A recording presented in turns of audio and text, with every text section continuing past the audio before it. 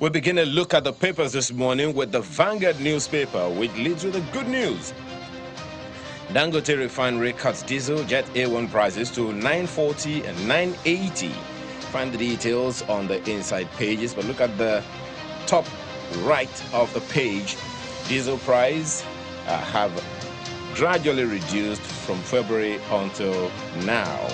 And some other details right there. Price cuts to impact nation's economy, according to the Manufacturers Association of Nigeria, will reduce pressure on foreign exchange, according to CPPE. It's relief to transport operators, according to Alban. Details on page 19. That trending story of bullying in a school, well, British International School shot over bullying of students. More of that on the inside pages of the paper this morning. The next paper is the Nigerian News Direct, which also leads with a similar story. Again, Dangote Refinery crashes diesel aviation fuel prices, pegs N940 and N980 per litre respectively, as FG unveils initiatives to attract $10 billion investment in 18 months. NNPC Limited, New Cross resume production at Awoba Field. Find the details of that story on the inside pages of the paper. The Guardian newspaper this morning has this on its front page. Fraud allegations and money laundering. EFCC intensifies manhunt for Bello. Detains Sirica, freezes 300 accounts. 300 accounts, wow. Well, the details you'll find on page 6 of the Guardian newspaper this morning. Nigerian Tribune. EFCC exposes Bello, Grill, Sirica, freezes 300 accounts. And look at the riders. Says ex-Kogi governor took $720,000 from state account to pay child school fees. Begins probe of contract awards in presidency, National Assembly, judiciary, others. Explains how banks lost 8 billion naira to electronic transfer in 2022. Nigeria losing $500 million annually to cybercrime. Stop harassing me. Respect rule of law. Yaya Bello tells EFCC. Details on pages 4 and 5 of the paper this morning. This Nigeria newspaper has this on its own front page. Ex-Aviation Minister Sirica in EFCC net over 8 billion naira fraud. Anti-graft agency boss Olukoyede vows to resign if Yahya Bello is not prosecuted over 80.2 billion naira alleged fraud. Details of that story on the inside pages of the paper. Blueprint newspaper. Bello to EFCC on 80.2 billion naira fraud. Vacate arrest warrant, I will show up in court. And look at the riders. Iguatu fixes May 10 to rule on application. How Bello snubbed our invitation, according to EFCC. Anti-graft agency grills ex-minister Sirica over Air Nigeria. That's the lead story of Blueprint newspaper this morning. The Leadership newspaper. Bleeding economy. Stakeholders want stiffer penalties for oil thieves. The infographics on the front page have figures. Those figures tell one story or the other. Grab a copy of the paper for more details. And the next one is the Daily Independent newspaper this morning. Airlines set to reduce fares as man sees inflation easing. Man, CPPE, NECA, Lord Dangote for cutting diesel jet A1 prices. Say domestic production holds key to nation's economic recovery. See impact on cost of production, job creation, pressure on forex. The details of that on the inside pages of the paper this morning. Right under the picture on the front page is electricity tariff. Rep Speaker mulls bill for National Assembly stakeholders consultation before hike. Details of that continue on the inside pages. Daily Times newspaper leads with that story. Electricity tariff. Speaker to sponsor bill for compulsory NAS stakeholders consultation. Find the details of the story on page 4 of the paper this morning. New Telegraph leads with Imo, Ihedioha, BOT member, ex-rep member, LG party chairman, dump PDP. Well, the details you'll find on page 4. Look at the riders in gale of resignations. Ex-governor says party failed to embark on internal reform, enforce its own rules, offer credible opposition. We close this session with the Nigerian Observer, which says, equity investors lose 3 trillion naira as traders rejig portfolios after CBN rate hike. The details of that story continue on the inside pages.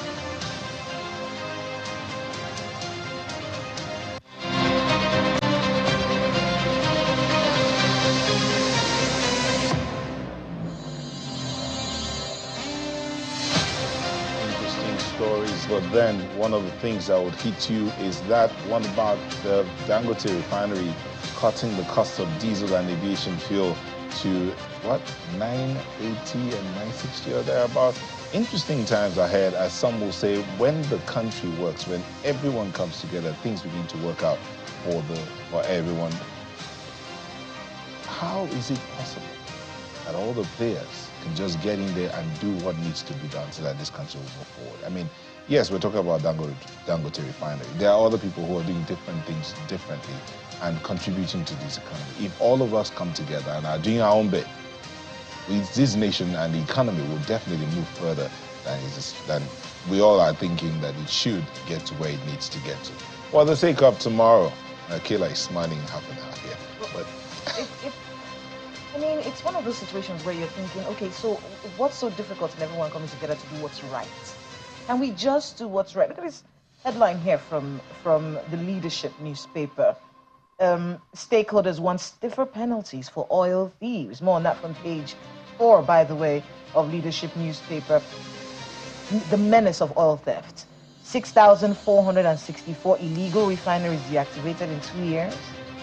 4,876 illegal connections to pipelines removed in 2 years. Illegal connections to pipelines. 9,000 NNPCL records. NNPCL records 9,000 infractions on pipelines in 1 year. It's almost as though we're looking at the country and thinking this is not ours. Let's take what we can and just go with it. And I think that is one of the areas that needs to be addressed deliberately. I really want to call out the National Orientation Agency on this one, because that sense of ownership is what's lacking so much in this country. You know, Kayla, talking about the pipeline insertions and all of that, the thievery in the oil and gas sector, there are those who argue that it can't happen unless it's from the inside. So the people who are working in that industry, are they properly taken care of? I'm going to quote the IGP during the police summit where he talks about welfare of the personnel going hand in hand with the effectiveness of the personnel. If they are taken care of as they should, if you're not flaunting in their face your wealth or how much gains you're getting from that sector where they are, they would not want to be like you. So the question is, how are you living your life? You the boss, you the one who's leading. How are you living? Are you an example, a good example to the people? I'm not justifying doing wrong. You do wrong, you do the time. But the question is, you who's leading, are you showing the good example that you should? Talking about examples, yesterday there was that, a couple of days ago, that video that went viral about the girl that was being bullied in school. Is there a law against bullying in our country? That story, you know, everything that happens in Nigeria, sometimes it feels like it's very complex when things go wrong or when we see things go wrong. Most of the time it's not. It actually boils down to simple things, family unit issues. When that video went viral, you know, the one about the girl from Leeds International British School here in Abuja, a lot of things came to my mind, you know, looking at that. What's happened to the values? Family values. Where did you learn to slap people like that? Where did you learn to do that from? Where did you learn to belittle people like that from? It's such a problem. I mean, we did a story about it yesterday.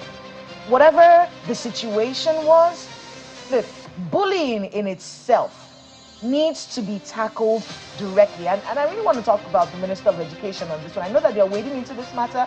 Everyone is trying to get into this situation to bring it, you know, to bring it to some kind of resolution. But the truth is, you see that anti-bullying policy that comes from the schools, that anti-bullying policy needs to be enforced. It is something that the Ministry of Education, the Ministry of Women Affairs, the National Orientation Agency, everyone needs to get in on this. Why? Because a lot of the things that we see happen subsequently. We see people loot national treasure. We see people do all of these things. It's all the offshoot of bullying.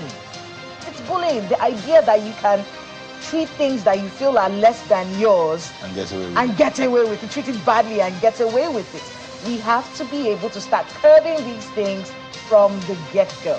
And that's where I am on this matter. Indeed, that's all we want to see is a nation that works and it's beneficial to every citizen and the nation itself benefits from it. But we'll take a moment and we're back to continue the conversation today. What are we looking at? Again, looking at the laws of our land. What's happening today? There's a Justice Summit going on at the moment in Abuja, looking at how to enforce the laws that need to be enforced. That is being convened by the Attorney General of the Federation, the Justice Summit happening here in Abuja, convened by the Attorney General of the Federation. How do we ensure effective justice delivery in the country? That's one of the things happening today. So again, boils down to that thing Kayla talked about, to ensure that these things are checked from the get-go. I mean, summits are wonderful. I'm beginning to get a little, bored with summits and symposiums and things like that. But yeah, that Justice Summit is going on. But the enforcement has to be apparent to one and all. So that Justice Summit will be there to give you all of the details of that summit today. There's also the Minister of Solid Minerals Development talking about the revocation of dormant mining licenses. That's the other matter that will be going on today. The Minister of Solid Minerals Development looking at how to, well, some licenses are going to be revoked because they've been dormant for a while. Ayo, what you have on your end? And of course, as you can see in the slide that was to come on, how do we ensure all-season crop supply?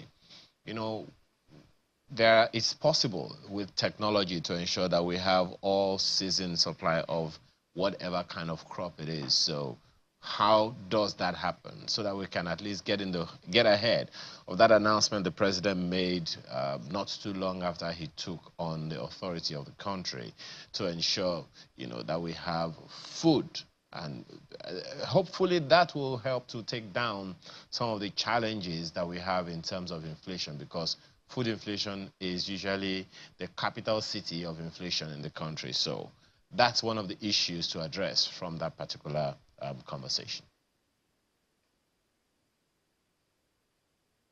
Indeed, well, we'll look forward to all of these happenings today and tomorrow and all of that. We need to look at exactly how to ensure that the laws of the land are enforced and followed through. That's one of the things we'll be looking at today when we'll come back from this break, the matter of the EFCC and what the chairman had to speak yesterday. Some will say he made some huge revelations. Well, listen to this report and we'll be back in a moment. Don't go away.